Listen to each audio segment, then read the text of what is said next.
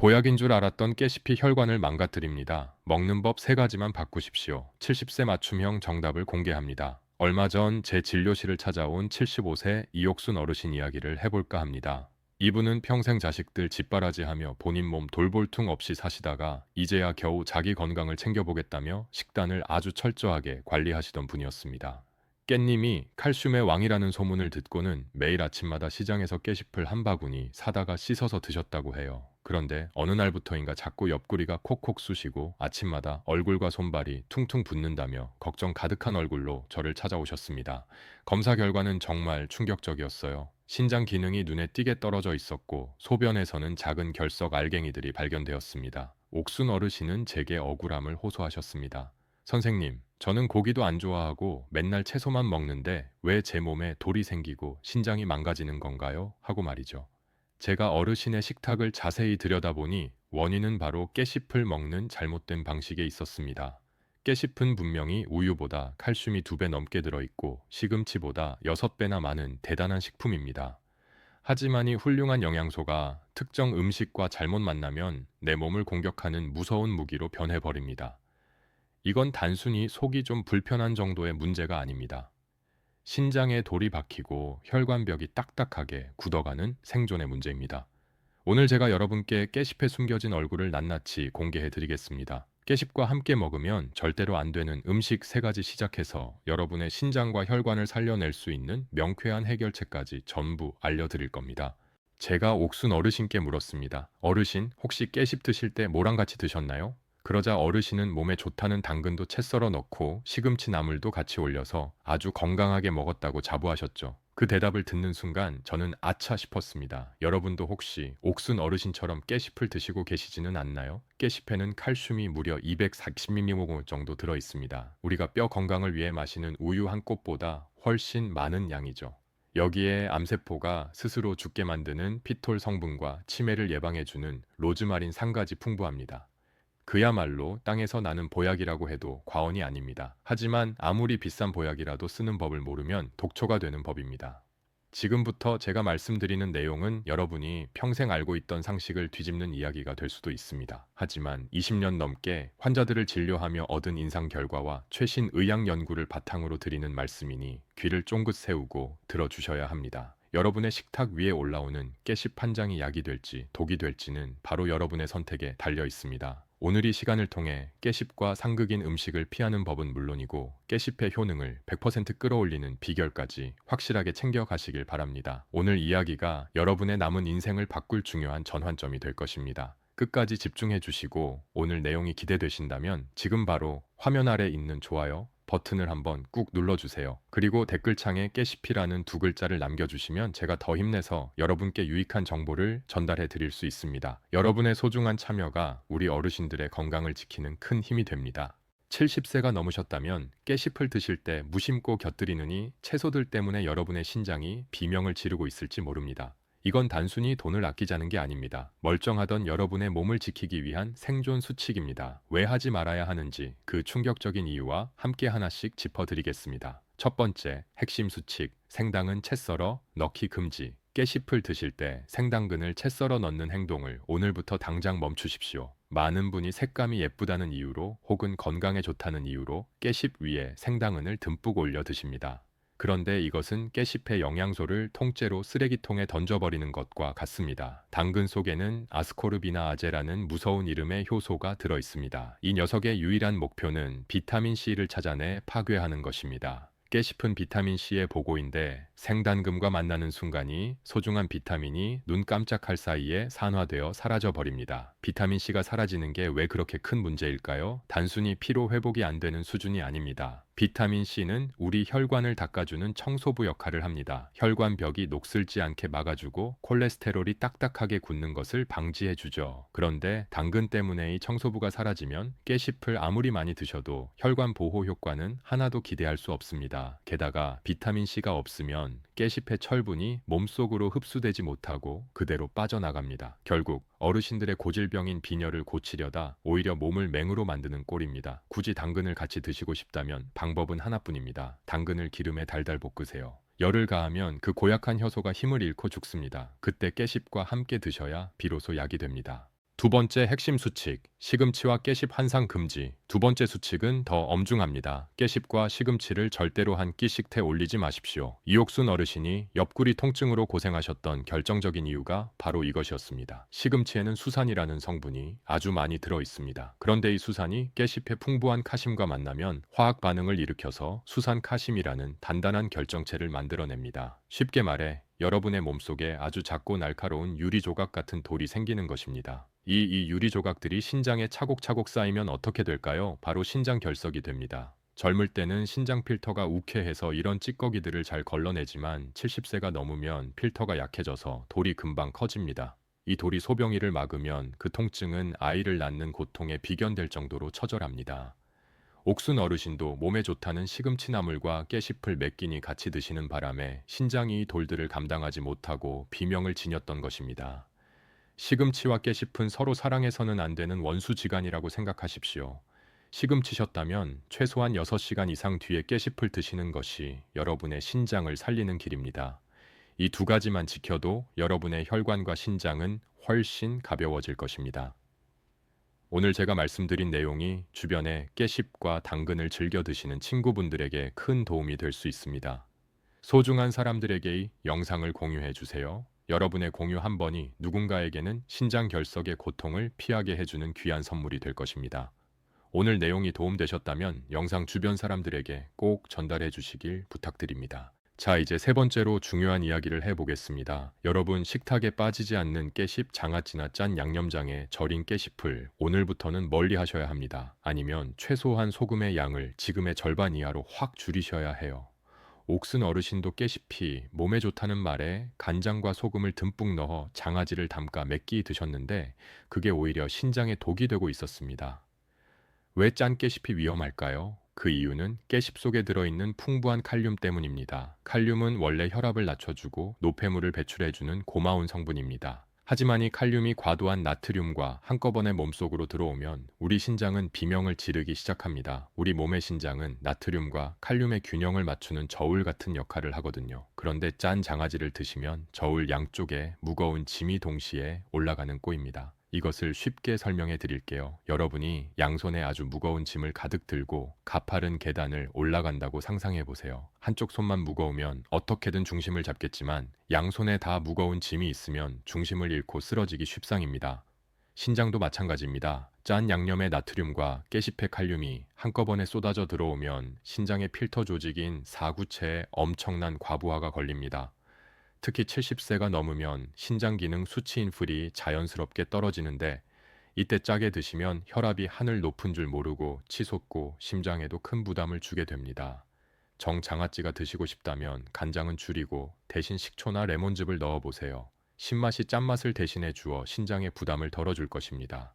그렇다면 이제 깨씹을 어떻게 먹어야 우리 몸에 보약이 되는지 그 명쾌한 정답을 말씀드리겠습니다. 깨씹의 효능을 5배 이상 끌어올리는 첫 번째 최고의 짝은 바로 두부입니다. 깨씹을 드실 때 두부를 곁들여 드시면 칼슘 흡수율이 폭발적으로 올라갑니다. 깨씹에 칼슘이 많지만 두부의 단백질이 칼슘을 우리 뼈 속으로 쏙쏙 넣어주는 안내자 역할을 하거든요. 옥순 어르신께도 제가 아침마다 깨씹에 두부를 사서 드시라고 권해드렸는데 그 덕분에 골밀도 걱정을 크게 덜어내셨습니다. 두 번째 최고의 조합은 들기름입니다. 깨씹에는 베타카로틴이라는 아주 귀한 항산화 성분이 들어있는데 이 성분은 기름이 없으면 몸에 거의 흡수되지 않는 지용성입니다. 그냥 깨씹만 드시면 좋은 성분이 몸 밖으로 다 빠져나간다는 뜻이죠. 깨씹 요리를 하실 때 들기름 한 스푼만 똑 떨어뜨려 보세요. 영양 흡수율이 7배까지 올라가고 혈관 건강에도 최고입니다. 그런데 여기서 주의하실 점이 있습니다. 요즘 많이 쓰시는 카놀라유는 가급적 피하십시오. 최근 연구에 따르면 카놀라유는 뇌의 염증을 유발하고 치매 위험을 높일 수 있다는 보고가 있습니다. 깨씹을 볶으실 때는 열에 강하고 건강한 아보카도 오일이나 엑스트라 버진 올리브유를 쓰시는 것이 훨씬 안전합니다. 세 번째로 고기를 구워 드실 때 깨씹은 선택이 아니라 필수입니다. 고기를 고온에서 굽다 보면 벤조피렌이라는 발암 물질이 나오기 마련인데 깻잎의 펄 성분이 나쁜 물질을 중화시켜주는 방패막이 되어줍니다.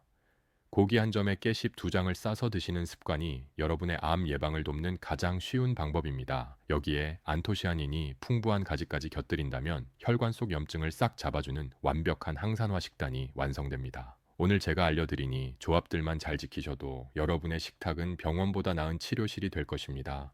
오늘 영상이 여러분의 건강을 지키는데 정말 도움이 되었다면 지금 바로 구독 버튼과 알림 설정 버튼을 꾹 눌러주세요. 여러분의 클릭 한 번이 제가 더 유익하고 정확한 건강 정보를 만드는데 가장 큰 힘이 됩니다. 더 많은 분이 정보를 알고 건강해지실 수 있도록 구독으로 응원해 주시길 부탁드립니다. 자, 이제 지금까지 배운 내용을 여러분의 일상에 어떻게 적용할 수 있는지 제가 아주 구체적으로 알려드리겠습니다. 제가 이옥순 어르신께 짜드렸던 하루 일과표를 여러분께도 그대로 전해드릴 테니까 오늘부터 딱 일주일만 이대로 실천해 보세요. 먼저 아침 일기입니다. 아침 7시에서 8시 사이가 적당합니다. 일어나시면 우선 미지근한 물 한 컵을 천천히 드셔서 밤사이 끈적해진 혈액을 깨워주세요. 그런 다음 아침 식사로 깨십 5장에서 7장 정도를 준비하십시오. 아까 말씀드린 대로 큰 그릇에 물을 받아 5분 정도 담가 두었다가 뒷면 솜털 사이사이의 먼지를 꼼꼼히 씻어내셔야 합니다. 여기에 두부 반물을 살짝 데쳐서 접시에 담으세요. 깨십 위에 두부 한 조각을 올리고 그 위에 들기름 한 스푼을 골고루 뿌려 드시는 겁니다. 간이 부족하다면 된장을 아주 살짝만 찍어 드세요. 이것이 바로 여러분의 뼈를 튼튼하게 하고 혈관을 깨끗하게 청소해주는 아침 깨십 보약 루틴입니다. 점심 식사는 12시에서 1시 사이가 좋습니다. 점심에는 활동량이 많으니 깨씹을 3장에서 5장 정도 챙겨 드세요.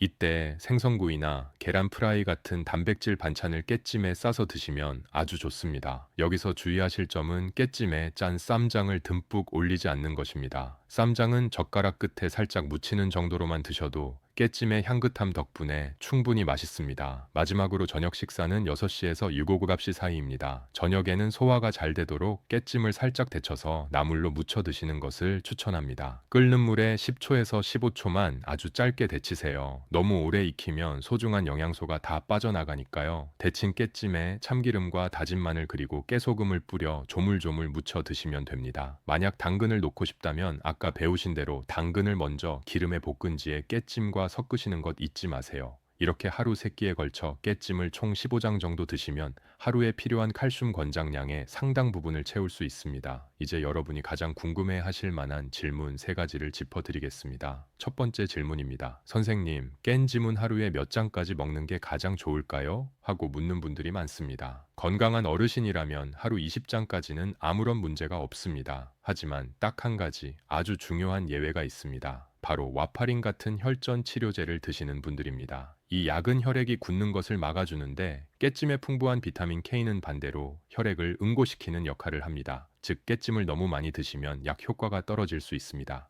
이런 약을 드시는 분들은 하루 5장 이하로 양을 조절하시고 매일 일정한 양을 드시는 것이 신장에 무리를 주지 않는 현명한 방법입니다. 두 번째 질문입니다. 신장이 이미 안 좋은데 깨찜을 먹어도 되나요? 하는 걱정입니다. 신장 기능 검사에서 EGF 수치가 60 미만인 만성 신부전 환자분들은 깨찜 섭취에 정말 주의하셔야 합니다. 깨찜은 칼륨 덩어리인데 신장이 약하면이 칼륨을 몸 밖으로 내보내지 못합니다. 몸에 칼륨이 쌓이면 심장 박동이 불규칙해지는 아주 위험한 상황이 올 수 있거든요. 신장 질환이 있으신 분들은 하루에 3장 이하로 드시고 반드시 주치 선생님과 상의하신 뒤에 드셔야 합니다.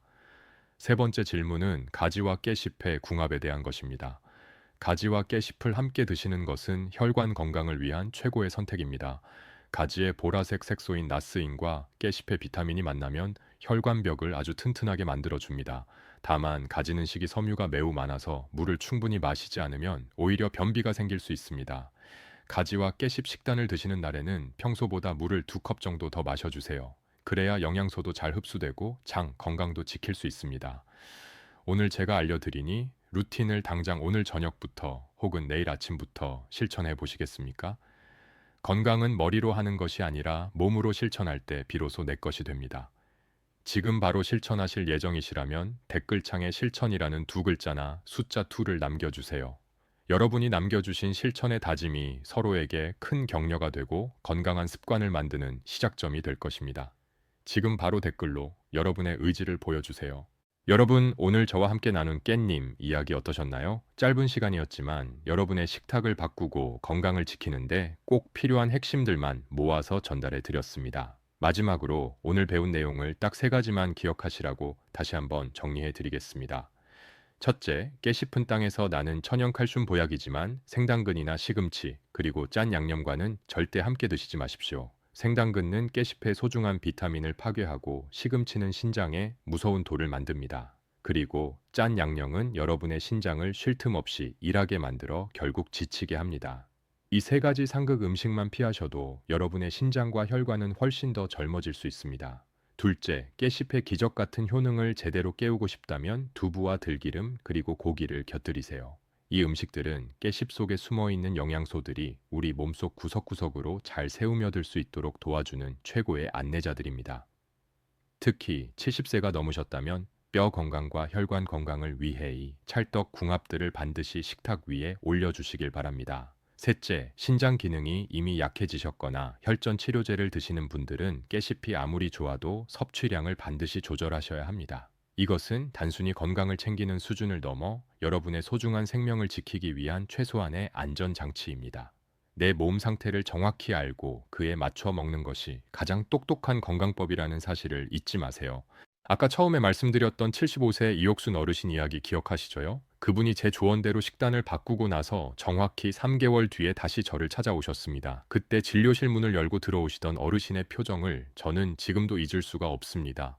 매일 아침 거울을 볼 때마다 속상하게 만들던 얼굴 부종이 씻은 듯이 사라졌고, 무엇보다 옆구리를 콕콕 찌르던 그 기분 나쁜 통증이 완전히 없어졌다고 환사 결과도 정말 기적 같았습니다. 떨어졌던 신장 수치가 다시 정상 범위로 돌아왔고 소변 검사에서 보이던 결속의 흔적도 깨끗하게 사라졌습니다.